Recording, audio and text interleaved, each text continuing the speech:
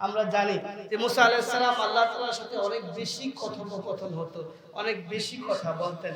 তো একবারের সাক্ষাতে আল্লাহ তাআলাকে হযরত মুসা আলাইহিস সালাম জিজ্ঞাসা করলেন, মালিক, আপনি যখন কোনো বান্দার উপর সন্তুষ্ট হন, খুশি হন, তখন আপনি সেই বান্দাকে কি দান করেন? তখন আল্লাহ তাআলা বলছেন, মুসা, আমি তখন ওই বান্দার উপর রহমত বর্ষণ করি। তো মুসা আলাইহিস সালাম আবার জিজ্ঞাসা করলেন, তারপরেও যদি আবার খুশি হন ওই বান্দার উপর, তখন আপনি কি করেন? তখন আল্লাহ তাআলা বলছেন যে পয়গম্বর মুসা, যদি আমি কোনো বান্দার উপর তার চেয়েও বেশি খুশি হই, সন্তুষ্ট হয়ে যাই, তো আমি আল্লাহ তাআলা তার বাসায় মেহমান পাঠাই। তো মোহতারাম, এই জায়গায় আমাদের একটু কথা জানার বিষয় হচ্ছে, অনেক সময় অনাকাঙ্ক্ষিত কিছু মেহমান আসার কারণে আমাদের মনে একটু বিরূপ প্রতিক্রিয়ার সৃষ্টি হয় যে এই সময় মেহমান আসলো, আমার পকেটের অবস্থা ভালো না, ঢাকার শহর ছোট্ট একটা বাসা নিয়ে থাকি, বাসা বাড়ি খুব বেশি জায়গা নেই, কাকতালীয়ভাবে হঠাৎ করে কোত্থেকে চলে আসলো, ওই সময় আমাদের একটু মনটা খারাপ হয়, মানুষ হিসেবে আমাদের মানসিকতার একটু পরিবর্তন আসে। তো আজকের পর থেকে আমরা এটা শুধরে নিব যে আমার ঘরে মেহমান এসেছে মানে আমার কোনো আমলের কারণে রব্বুল আলামিন আমার উপর সন্তুষ্ট হয়েছে, এজন্য রব্বুল আলামিন বরকত দেওয়ার জন্য আমার বাসায় মেহমান পাঠিয়েছে। তো আমরা এই জায়গা থেকে আমাদের আত্মাকে পরিশুদ্ধ করে নিব। আমার অবস্থা যতই খারাপ থাকুক, আমার যোগ্যতা অনুযায়ী, সাধ্য অনুযায়ী মেহমানকে সর্বোচ্চ সম্মানের আসনে বসিয়ে তাকে মেহমানদারি করাবো, হোক সেটা এক গ্লাস পানি হোক অথবা একটা খেজুর হোক। আমার ঘরে যা আছে তা দিয়ে আমি তার সম্মান করব, কিন্তু আমার ব্যবহারে, আমার আচরণে, আমার কথায়, আমার আচরণে কোনো কিছুতে যেন বিন্দু পরিমাণ কষ্ট সে মেহমান না পায়, যেন কোনো রকম কোনো দ্বিধাদ্বন্দ্বের বিব্রতকর পরিস্থিতিতে সে না পড়ে, সে যেন বুঝতেই না পারে যে আপনি এখন বিপাকে আছেন, বিপদে আছেন, আপনার পকেট ভালো নাই, তারপরেও তাকে আপনি সর্বোচ্চ সম্মান দেখিয়ে তার সাথে সৌহার্দ্যপূর্ণ আচরণ করে তাকে তার সময় অনুযায়ী বিদায় দেওয়া, এটা রাসূলুল্লাহ সাল্লাল্লাহু আলাইহি ওয়াসাল্লামের সুন্নাত। এজন্য আমরা আজকের পর থেকে যে সময় আসুক, রাতের 12টায় আসুক, দিনের দুপুরে আসুক, খাবার প্লেটে বসার পরে আসুক, সর্বহালতে যখন কোনো মেহমান আমার ঘরে আসবে, এটাকে আমি বরকত মনে করে সর্বোচ্চ প্রাধান্য দিয়ে নিজে না খেয়ে হলেও তাকে প্রাধান্য দিয়ে আল্লাহ তাআলার শুকরিয়া আদায় করব। মালিক, দুনিয়ায় যে জন্য আপনি আমাকে পাঠিয়েছেন, যেটা অর্জন, সেটা একজন মুসলমানের সবচেয়ে বড় টার্গেট, যে একজন বান্দার উপর তার রব খুশি হয়ে যাবে। তো খুশির একটা দুনিয়ার এই মাধ্যম হচ্ছে তার ঘরে আল্লাহ তাআলা দ্বিতীয় স্টেপে খুশি হচ্ছে যে রব্বুল আলামিন তার ঘরে মেহমান পাঠাবেন। তো মুসা আলাইহিস সালাম তো ছিলেন এমন এক পয়গম্বর যে আল্লাহকে একের পর এক প্রশ্ন করতেই থাকতেন। তৃতীয় পর্যায়ে আবার জিজ্ঞাসা করতেছেন, মালিক, তারপরে যদি আপনি কারো উপর খুশি হন, তখন আপনি তাকে কি দান করেন? তো আল্লাহ তাআলা বলছেন যে পয়গম্বর মুসা, তৃতীয় স্টেপেও যদি আমি কোনো বান্দার উপর খুশি হয়ে যাই, তো আমি রব্বুল আলামিন তাকে একটা কন্যা সন্তান দান করি। দেখেন, কন্যা সন্তান নিয়েও আমাদের বর্তমান এই আধুনিক বিশ্বেও অনেক রকম অনেকের বিরূপ প্রতিক্রিয়া দেখা যায়। জাহিলি যুগের ঘটনা আমাদের কম বেশি জানা আছে, তাদের ইতিহাসটা নাই বললাম স্বল্প সময়ের মধ্যে। বাকি আমাদের বর্তমানে এই আধুনিক সভ্যতায় এসেও ইসলাম সম্পর্কে অনেক সচেতন মানুষ হওয়ার পরেও, আধুনিক যুগ সম্পর্কে অনেক কিছু বোঝা এবং জানার পরেও অনেক আমরা নিমকহারাম নাফরমান বান্দা আমাদের সমাজে, দুনিয়াতে এমন রয়েছে যে হাসপাতালে যখন সে গিয়েছে, যখন শুনলো তার ঘরে কন্যা সন্তান হয়েছে, তখন হাসপাতালের বিল তো দূরের কথা, হাসপাতালের বেডে নিজের সেই বিবিকে রেখে শ্বশুরালয়ের সকলকে ছেড়ে সে তার নিজ গন্তব্যে এসে চুপ করে বসে থাকে। কেন? তার ঘরে কন্যা সন্তান হয়েছে। নাউজুবিল্লাহ। তো এরকম নোংরা মানসিকতা থেকে আমাদেরকে বের হয়ে আসতে হবে। তো আল্লাহ তাআলা যার উপর সন্তুষ্ট হন এবং তৃতীয় স্টেপে তাকেই একজন কন্যা সন্তান দান করেন। একটা জান্নাত, অন্য হাদিসে আমরা শুনি এবং জানি যে একজন মানুষ যখন একজন কন্যা সন্তান পায়, তো কেমন জানি সে একজন জান্নাতের সার্টিফিকেট পায়। সে যদি তার ভরণ পোষণ করে পরিপূর্ণ পাত্রস্থ করতে পারে, দিনদার পাত্র হাতে পাত্রস্থ করতে পারে, তার পরিপূর্ণ হক আদায় করতে পারে, তো রব্বুল আলামিন তাকে একটা জান্নাতের সার্টিফিকেট দিয়ে দেবে। তো দেখেন, এই বিষয়গুলো আমাদের মাইন্ডে কেন সেটআপ হয়েছে? আধুনিক সভ্যতার নামে যে নোংরামি দুনিয়াতে ছড়িয়ে আছে, মিডিয়া সেলের নামে যে অসভ্যতা দুনিয়ার মধ্যে প্রচার হয়, সেগুলো দেখে দেখে আমাদের মাইন্ড, চিন্তা, মানসিকতা নোংরামি পৌঁছে গেছে, যার কারণে ওইগুলোর প্রচার দেখতে দেখতে কন্যা সন্তানকে অবহেলার জায়গায় রেখে আমরা আমাদের মাইন্ডে সেটআপ করে নিয়েছি কন্যা সন্তান দিয়ে কি হবে? দুনিয়ায় না কাজে লাগলো, না আখিরাতে কাজে লাগলো। একটা ছেলে যদি হইতো তো আমার একটা লাঠি পারতো, সে ইনকাম করে খাওয়াইতে পারতো, তার দ্বারা আমি একটা সাহারা পাইতাম, সে আমার লাঠি হইতো। এরকম একটা মানসিকতা আধুনিক সভ্যতার নামে যে নোংরা মানসিকতা, নোংরা মিডিয়া সেল আমাদের সমাজের মধ্যে, আমাদের দেশের মধ্যে, গোটা দুনিয়ার মধ্যে তারা প্রচারণার মাধ্যমে এটা দুনিয়াকে জানান দিচ্ছে যে কন্যা সন্তান খুব বেশি কোনো ইম্পর্টেন্ট না। তারাই আবার দেখবেন অনেক সময়, অধিকাংশ সময় টকশোগুলো কাঁপায় যে মেয়ে এবং ছেলে দুজনকেই সমান অধিকার দিতে হবে। দেখেন একই মুখে দুরকম বলি তারা বলে বেড়ায়। প্রথমত তারা কন্যা সন্তানকে অবহেলার দৃষ্টিতে দেখিয়ে সমাজকে কলুষিত করে, তারাই আবার যখন দ্বিতীয় কোনো এজেন্ডা নিয়ে বিভিন্ন টকশোতে, সেমিনারে, সিম্পোজিয়ামে যায়, তারাই বলে ছেলে এবং মেয়ে উভয়জনকেই সমান অধিকার দিতে হবে।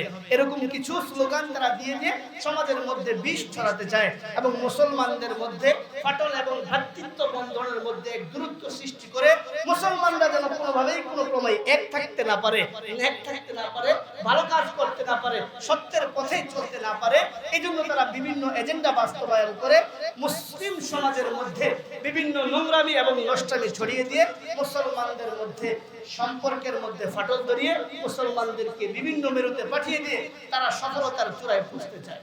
এজন্য মুহতারাম, আপনাদের কাছে দাওয়াত হচ্ছে আল্লাহর রাসূল সাল্লাল্লাহু আলাইহি ওয়াসাল্লামের এই হাদিস এবং আল্লাহ তাআলা মুসা আলাইহিস সালামের মাধ্যমে যে ঘোষণা দিচ্ছেন যে আল্লাহ তাআলা তাকে কন্যা সন্তান দেন, তো আল্লাহ তাআলা তার উপর সন্তুষ্ট হয়ে কন্যা সন্তান। জিয়ারতে মদিনা কি दिल में है तमन्ना, नहीं है मेरे पास सफर का समाना। अल्हम्दुलिल्लाह। মহান আল্লাহ রাব্বুল আলামিনের দরবারে অসংখ্য শুকরিয়া যে রব্বুল আলামিন আমাদের সকলকে দুনিয়ার সকল ব্যস্ততাকে ফেলে রেখে রব্বুল ইজ্জতের গুরুত্বপূর্ণ একটি বিধান জুমার নামাজ জামাতের সাথে আদায়ের লক্ষ্যে অনেকেরই পূর্বে যিনি দিনই কিছু কথা বলা ও শোনার তৌফিক যে রব্বুল আলামিন আমাদেরকে নসিব করেছেন, তার শুকরিয়া আদায় করে আবারও বলি আলহামদুলিল্লাহ। মুহতারাম, আপনাদের সামনে কোরআনে হাকিম থেকে আয়াত তেলাওয়াত করেছি। পয়গম্বর আরবি রাসূলুল্লাহ সাল্লাল্লাহু আলাইহি ওয়াসাল্লামের আহাদিসে মুবারকা থেকে ছোট একটি হাদিস পাঠ করেছি। রব্বুল আলামিন যদি শামিলে হাল হন, আপনাদের সকলের যদি নেক তাওয়াজ্জু থাকে, স্বল্প সময়ের মধ্যে এই বিষয়ে কিছু কথা বলি ইনশাআল্লাহ আজকের জুমা পূর্ব আলোচনার সমাপ্তি ঘটাবো। মুহতারাম, আমরা আজকে যে মজলিসে বসেছি জুমা পূর্ব আলোচনা, রাসূলুল্লাহ সাল্লাল্লাহু আলাইহি ওয়াসাল্লাম বলেন দুনিয়ার মধ্যে দুটি জান্নাত রয়েছে। জান্নাত তো আমরা ভোগ করব পরকালে, তন্মধ্যে দুনিয়ার দুটি জায়গাকে আল্লাহ রাসূল সাল্লাল্লাহু আলাইহি ওয়াসাল্লাম জান্নাতের বাগান বলে ঘোষণা করেছেন। একটা হচ্ছে রিয়াজুল জান্নাহ নামে আমরা যে জায়গাটাকে চিনি, প্রসিদ্ধ জায়গা। দ্বিতীয় হচ্ছে দ্বীনি মজমা। একটা হচ্ছে আমরা মসজিদে দুনিয়ার সবচেয়ে শ্রেষ্ঠ এবং দামি ঘরে বসে আছি। দ্বিতীয়ত হচ্ছে দ্বীনি কিছু মুযাকারা আলোচনা করার জন্য যেখানে একত্রিত হয়েছি। এই জায়গাটা স্পেশালি আল্লাহ রাসূল সাল্লাল্লাহু আলাইহি ওয়াসাল্লাম জান্নাতের বাগান হিসেবে ঘোষণা করেছেন। তো আলহামদুলিল্লাহ, আল্লাহ তাআলা আমাদেরকে দুনিয়ার সর্বশ্রেষ্ঠ জায়গাগুলোর মধ্য থেকে অন্যতম একটি জায়গা মসজিদ, অতঃপর ইলম চর্চার মার্কাজ বা আলোচনা আমরা যে জায়গায় বসেছি সেটাও হচ্ছে জান্নাতের বাগান।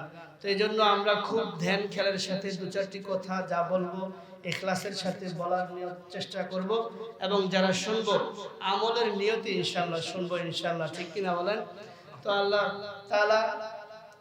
তাআলা বলছেন দুনিয়ার মধ্যে সর্বশ্রেষ্ঠ জায়গা মসজিদ। তো এরকম আরো কিছু শ্রেষ্ঠ জায়গা রয়েছে, তার মধ্যে হচ্ছে দ্বীনি মার্কাজ। দ্বীনি মার্কাজ মানে যেখানে কোরআন এবং হাদিসের আলোচনা হয়, কোরআন এবং সুন্নাহ শিক্ষা দেওয়া হয়, এমন কিছু জায়গাকে আল্লাহ তাআলা তার রাসূলের মাধ্যমে জান্নাতের বাগান বলে ঘোষণা দিয়েছেন। মুহতারাম, দুনিয়ার মধ্যে চলার জন্য রব্বুল আলামিন আমাদেরকে যে হায়াতে জিন্দেগি দিয়েছেন সেটা পরিচালনার ক্ষেত্রে আমাদেরকে অবশ্যই খেয়াল রাখতে হবে যে আমরা যেন দুনিয়ার যত কিছুই করি না কেন সেটা যেন সুন্নাহ বিরোধী, কোরআন বিরোধী না হয়। এই বিষয়টা আমাদেরকে শিওর করতে হবে। আমরা দুনিয়াতে যাই করি ইবাদতের পর যতটুকু যোগ্যতা আল্লাহ তাআলা আমাদেরকে দিয়েছেন, যতটুকু তৌফিক দিবেন, আমরা রিজিক অন্বেষণ সেটাও একটা ইবাদত।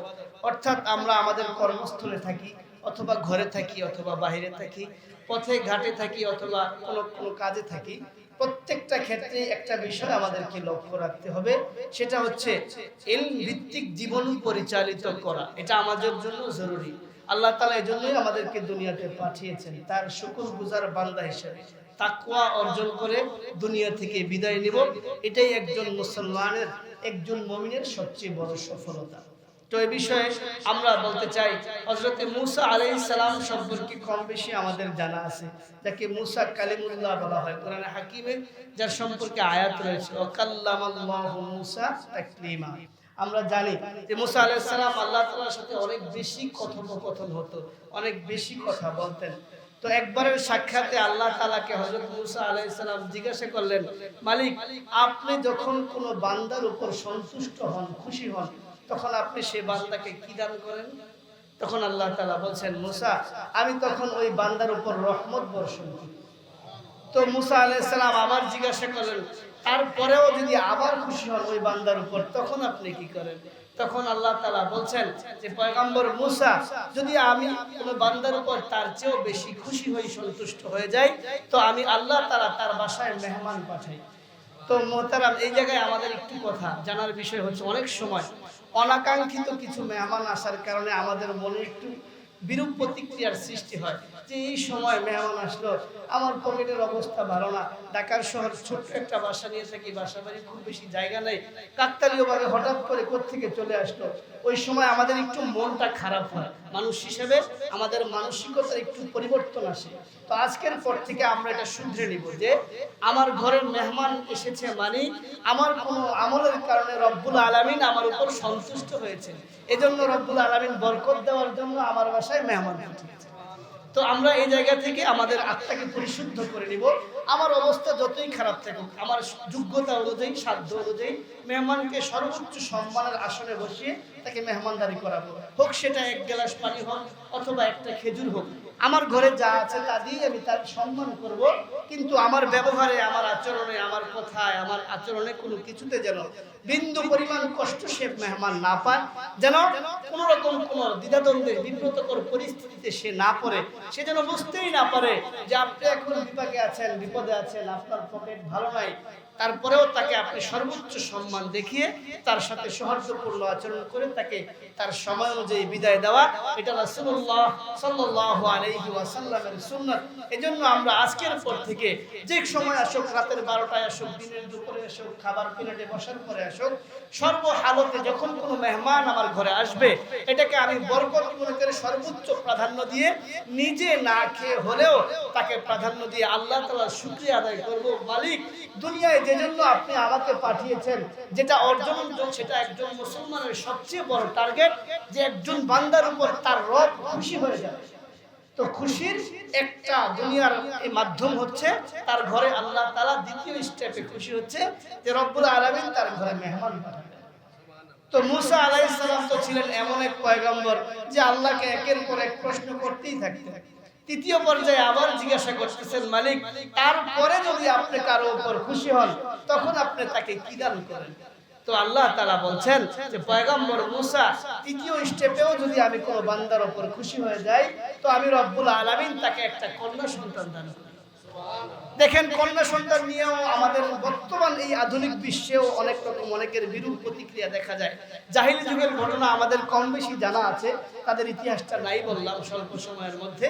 বাকি আমাদের বর্তমানে এই আধুনিক সভ্যতায় এসেও ইসলাম সম্পর্কে অনেক সচেতন মানুষ হওয়ার পরেও, আধুনিক যুগ সম্পর্কে অনেক কিছু বোঝা এবং জানার পরেও অনেক আমরা নিমকহারাম নাফরমান বান্দা আমাদের সমাজে দুনিয়াতে এমন রয়েছে যে হাসপাতালে যখন সে গিয়েছে, যখন শুনলো তার ঘরে কন্যা সন্তান হয়েছে, তখন হাসপাতালের বিল তো দূরের কথা, হাসপাতালের বেডে নিজের সেই বিবিকে রেখে শ্বশুরালয়ের সকলকে ছেড়ে সে তার নিজ গন্তব্যে এসে চুপ করে বসে থাকে। কেন?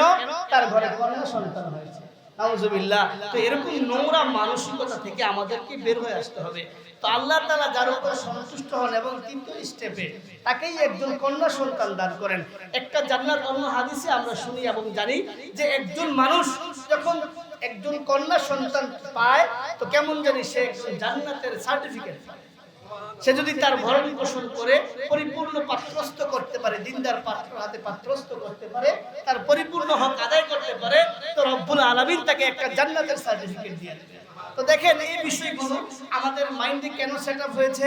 আধুনিক সভ্যতার নামে যে নোংরামি দুনিয়াতে ছড়িয়ে আছে, মিডিয়া সেলের নামে যে অসভ্যতা দুনিয়ার মধ্যে প্রচার হয়, সেগুলো দেখে দেখে আমাদের মাইন্ড, চিন্তা, মানসিকতা নোংরামি পৌঁছে গেছে। যার কারণে ওইগুলোর প্রচার দেখতে দেখতে কন্যা সন্তানকে অবহেলার জায়গায় রেখে আমরা আমাদের মাইন্ডে সেট আপ করে নিয়েছি কন্যা সন্তান দিয়ে কি হবে, দুনিয়ায় না কাজে লাগলো না আখিরাতে কাজে লাগলো।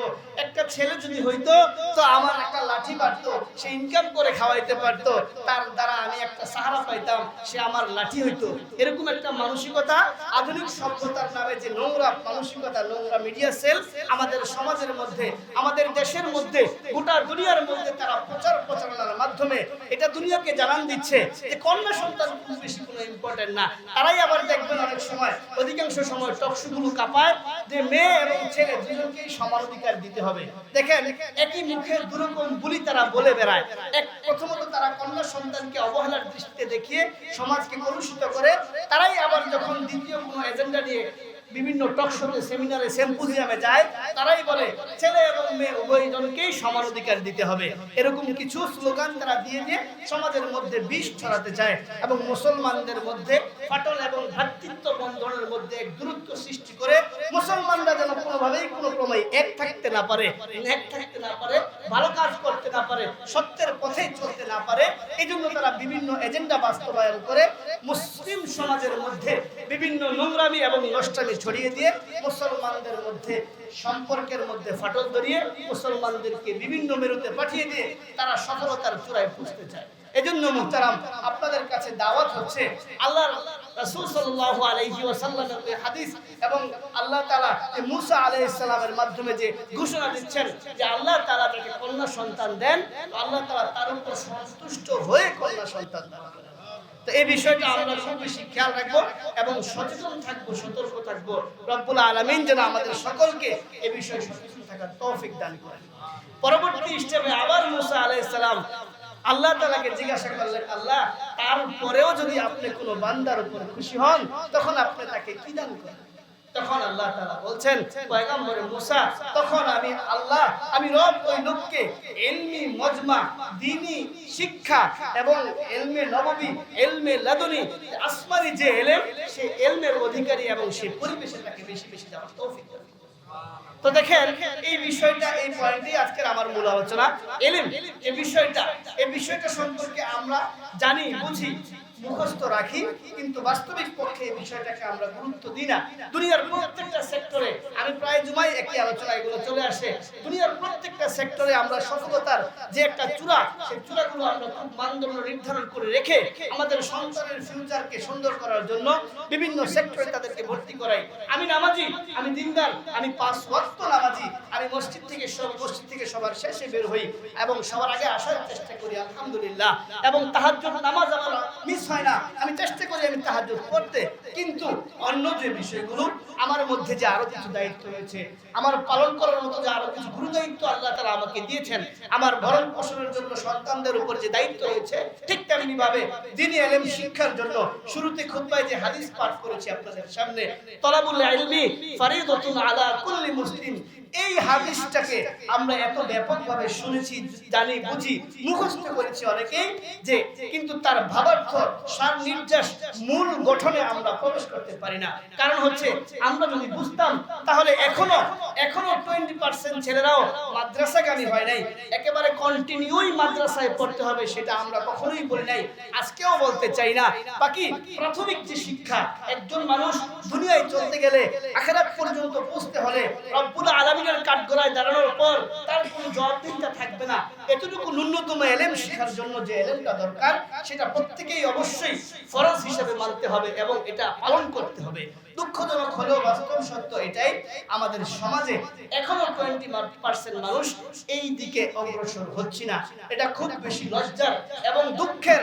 পরবর্তী জীবনে আমরা যে বিভিন্ন বিপাকে পড়ি, সমস্যাগুলো আমাদের সামনে চলে আসে, এর মূলে এটাও অন্যতম একটা কারণ যে শিশুকাল থেকে আমার বাচ্চাদেরকে এবং আমি নিজেও কোনো সময় ইলমের প্রতি গুরুত্বের বিষয়টা আমরা খেয়াল করি না, যার কারণে একটা সময় গিয়ে একটা বয়স পার হওয়ার পর বিভিন্ন রকম সমস্যা এবং বিপদগামী আমরা হয়ে যাই, যেটা থেকে বের হওয়ার কোনো পথ আমরা খুঁজে পাই না। তখন হতাশা, তখন আমরা একেবারে ডিপ্রেশনের মধ্যে এমন ভাবে পৌঁছে যাই যে আমাদের কেমন জানি দুনিয়ার জীবন ভালো লাগে না, দুনিয়ায় থাকতে চাই না। অনেকে বলে ফেলি আমরা, আল্লাহ সবাইকে নেয়, আমাকে দেখে না, আমার কেন মরণ হয় না? এত অশান্তির মধ্যে আমি কিভাবে থাকি? এত পেরেশানি, এত অশান্তি, এত জঞ্জাল, এত সমস্যা, এত ডিপ্রেশন, এরকম কিছু কথা আমরা মনে মনে দাবি করতে থাকি। তার মূলে কি? তার মূলে হচ্ছে কোরআন এবং সুন্নাহর সঠিক জ্ঞান এবং ইলম আমাদের মধ্যেও চর্চা হয় না, এবং আমার সন্তান সন্ততি পরিবার পরিজনের মধ্যে সেটা আমরা শিওর করি না।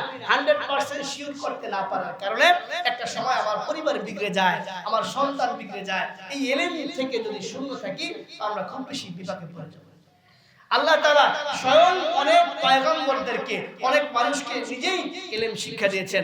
আল্লাহ তাআলা কোরআনে বলছেন সূরা বাকারার মধ্যে, ওয়া আল্লামা আদামাল আসমা কুল্লাহা সুম্মা আরাদাহুম আলাল মালাইকা। এই আয়াতে আল্লাহ তাআলা পুরো শেষ পর্যন্ত এই আয়াতে আল্লাহ তাআলা আদম আলাইহিস সালামের ইলম সম্পর্কে বলছেন। আল্লাহ তাআলা আদম আলাইহিস সালামকে সকল বস্তুর জ্ঞান দিয়েছেন। এখানে একটা কথা হচ্ছে, হযরত জিবরাইল আলাইহিস সালাম 3 কোটি ভাষা জানতেন। কি 3 কোটি ভাষা বুঝতেন? তারপরে তার মধ্যে সীমাবদ্ধতা ছিল। এই আয়াতের একেবারে শেষ পর্যন্ত দীর্ঘ আলোচনা। সীমাবদ্ধতা ছিল, কিন্তু আদম আলাইহিস সালামকে আল্লাহ তাআলা হিকমত দান করেছেন, এমন জ্ঞান দান করেছেন যে আল্লাহ তাআলা বলছেন, যখন যেটা ফেরেশতাদের সামনে জিজ্ঞাসা করেছিলেন তখন হযরত আদম আলাইহিস সালাম আশ্বাস করে উত্তর দিয়েছেন। সকল বস্তুর নাম, গঠন প্রণালী এবং কোন বস্তুর কি কাজ সব সম্পর্কে আল্লাহ তাআলা আদম আলাইহিস সালামকে জ্ঞান দিয়েছেন। অন্য আয়াতে আল্লাহ তাআলা বলেন হযরত লুকমান হাকিম সম্পর্কে আমরা যাদেরকে চিনি, ওয়ালাকাদ আতাইনা লুকমানাল হিকমাতা আনিশকুর লিল্লাহ। এই আয়াতের মধ্যে আল্লাহ তাআলা বলেন লুকমান আলাইহিস সালামকে হিকমার জ্ঞান দিয়েছেন, এত জ্ঞান দিয়েছেন, এত গভীরতা দিয়েছেন, আল্লাহ তাআলা স্বয়ং তার মধ্যে ইলম দিয়েছেন। তো ইলমের গুরুত্বটা বোঝানোর জন্য এই আয়াতগুলো আপনাদের সামনে পেশ করছি। তারপরে আল্লাহ তাআলা হযরতে খাজা খিজির নামে আমরা যাদেরকে চিনি, তাকে আল্লাহ তাআলা এমন যোগ্যতা দিয়েছেন, তাসাউফের এত ইলম দিয়েছেন যে ফাওয়াজাদা আবদাম মিন ইবাদিনা আতাইনাহু রাহমাতাম মিন ইনদিনা ওয়া আল্লামনাহু মিন লাদুন্না ইলমা। এই আয়াতের তাফসীরে মুফাসসিরিনে কেরাম বলছেন হযরত খিজির আলাইহিস সালামকে আমরা যেভাবে চিনি জানি, তৎকালীন সময়ে হযরত মূসা আলাইহিস সালাম পর্যন্ত তিনি পয়গম্বর ছিলেন, তারপরেও খাজা খিজির আলাইহিস সালামের কাছে গিয়ে জ্ঞান অন্বেষণ করেছেন। তো আল্লাহ তাআলা হযরত খিজির আলাইহিস সালামকে এত প্রজ্ঞা, তাসাউফের এত জ্ঞান, দুনিয়ার এত পরিধি তাকে দিয়েছেন, তৎকালীন সময়ের রানিং একজন পয়গম্বরকেও খিজির আলাইহিস সালামের সাথে সাক্ষাৎ করিয়ে বিভিন্ন বিষয়ে কথোপকথন করিয়েছেন। কোরআনের বিস্তারিত আলোচনা রয়েছে, আমরা অনেকে জানি হয়তো। তো বিষয়টা বুঝেন, ইলমের যে গভীরতা, যার মধ্যে কোরআন এবং সুন্নাহর গভীরতা যত বেশি থাকবে, রব্বুল আলামিনের কাছে সে তত বেশি মূল্যায়িত হবে। দুনিয়ার ব্যানারে অনেক বেশি এফসিপিএস ডিগ্রি থাকার পরেও বিন্দু পরিমাণ দামও আল্লাহ তাআলার কাছে থাকবে না। এজন্য তার এফসিপিএস ডিগ্রি, ডক্টরেট ডিগ্রি, প্রফেসরের ডিগ্রি, ইঞ্জিনিয়ারের ওই সার্টিফিকেট আছে, এটা নিষেধ করা হয় নাই, কিন্তু সেটার পাশাপাশি যদি ন্যূনতম ইলম, ন্যূনতম জ্ঞান, কোরআন সুন্নাহ ভিত্তিক জীবন পরিচালিত করার জন্য যতটুকু ইলম দরকার, সেই জ্ঞান যদি কোনো প্রফেসরের মধ্যে না থাকে, কোনো ইঞ্জিনিয়ারের মধ্যে না থাকে, কোনো বড় ডিগ্রিধারী, দুনিয়ার সবচেয়ে বড় ডিগ্রি নিয়েও যদি কেউ চলতে থাকে, তো রব্বুল আলামিন বলছেন তার দাম আমি রবের কাছে বিন্দু পরিমাণ নাই, যদি তার মধ্যে কোরআনের জ্ঞান না থাকে। জ্ঞানী কাদেরকে আল্লাহ বলছেন, আর আমরা কাদেরকে জ্ঞানী বলে মূল্যায়িত করছি, এই বিষয়টার পার্থক্য যতদিন পর্যন্ত আমরা বুঝতে না পারবো, তো ততদিন পর্যন্ত আমরা দুনিয়ামুখী হয়ে থাকবো, অনেক বেশি পেরেশানির মধ্যে থেকে যাব। ডক্টর হওয়া নিষেধ না, প্রফেসর আমাদের লাগবে, বিল্ডিং করতে, মসজিদ মাদ্রাসা থাকার আবাসস্থল করতে আমাদের ইঞ্জিনিয়ার লাগবে, অনেক কিছুই আমাদের লাগবে, কিন্তু প্রত্যেকেই চলতে হবে কোরআন এবং সুন্নাহ নিয়ে, ঠিক কিনা বলেন? কোরআন এবং সুন্নাহর বাহিরে যত বড় ইঞ্জিনিয়ার থাকুক না কেন, আমাদের কাছে খুব বেশি মূল্যায়িত হলেও রবের কাছে তার বিন্দু পরিমাণ, জাররা পরিমাণ দাম ওই বান্দার নাই, যার কাছে আলিফ বা তা সায়ের সামান্য ইলম আছে। ওই বাংলার বা দুনিয়ার আমাদের কাছে যে প্রফেসরের যার সাথে সাক্ষাতের জন্য ঘন্টার পর ঘন্টা আমরা বসে থাকি, রব্বুল আলামিন বলছেন তার মধ্যে যদি কোরআন এবং সুন্নাহর জ্ঞান না থাকে, তাহলে বর্তমান একজন শিশুর যে দাম আমি রবের কাছে আছে, দুনিয়াদার ওই প্রফেসরের ওই দাম তার বিন্দু পরিমাণ শতভাগের এক ভাগও আমি রব্বুল আলামিনের কাছে নাই। এই বিষয়টা আমাদের খুব বেশি বুঝতে হবে। আমি কাউকে অবমূল্যায়ন করছি না, কেউ রাগ করবেন না। আমি এটা বোঝাতে চাচ্ছি যে আমাকে আপনাকে professor, engineer, doctor, doctor, FCPS, BCS cadre হওয়ার পাশাপাশি সবার আগে কোরআন এবং সুন্নাহর যে বেসিক জ্ঞান, সেটা আমাদেরকে অবশ্যই শিখতে হবে। সেটা শিখলে তখন আমি প্রফেসর হই, ওই প্রফেসর গিরিও আল্লাহ তাআলা ইবাদত হিসেবে কবুল করবেন। কোরআন সুন্নাহ ভিত্তিক যদি ইঞ্জিনিয়ারিং করি, তো রব্বুল আলামিন সেটার জন্য আমাকে সওয়াব দিবেন।